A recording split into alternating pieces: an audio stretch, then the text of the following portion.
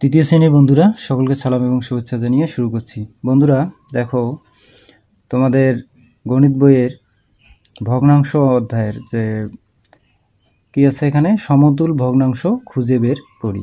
দেখো এখানে এক জোড়া করে ভগ্নাংশ আছে, এখানে দুইটা আছে, এখানে দুইটা। তো এখানে সমতুল ভগ্নাংশ আমরা কিভাবে খুঁজে বের করব, তাই না? তো দেখো এখানে যে এই যে তীর চিহ্ন দেওয়া হয়েছে, অর্থাৎ এখানে আর গুণ করতে হবে। এই এখানকার হর আর এখানকার লব, আবার এটার লব আর এটার হলো হর। তাহলে আর গুণটা এরকম আরই গুণ আর কি। তাহলে 4 3 বার কত হয়? 12 হয়। আবার 2 6 বার কত হয়? 12 হয়। এখানে দেখো গুণফলটা সমান হয়ে গেছে।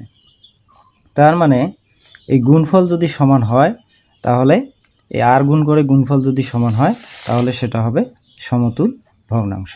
এইটা হলো সমতুল। এবার আমরা এখানে করি 6 4 বার 4 6 24।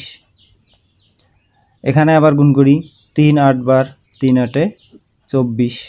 দেখো গুণফল সমান হয়ে গেছে, তার মানে এটাও সমতুল। এখন আমরা দেখি এখানে 8 5 বার 5 8 40।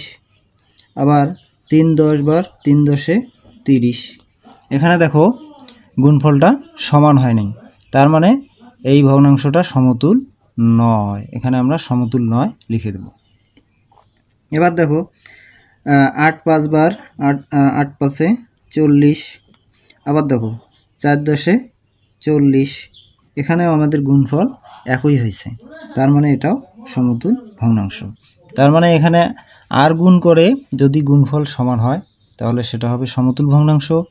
আর যদি গুণফল সমান না হয়, সেটা সমতুল ভগ্নাংশ নয়। এখানে আমরা 3টে সমতুল ভগ্নাংশ পেলাম আর একটা সমতুল ভগ্নাংশ নয় পেলাম। এটা সমতুল ভগ্নাংশ নয়। ধন্যবাদ বন্ধুরা।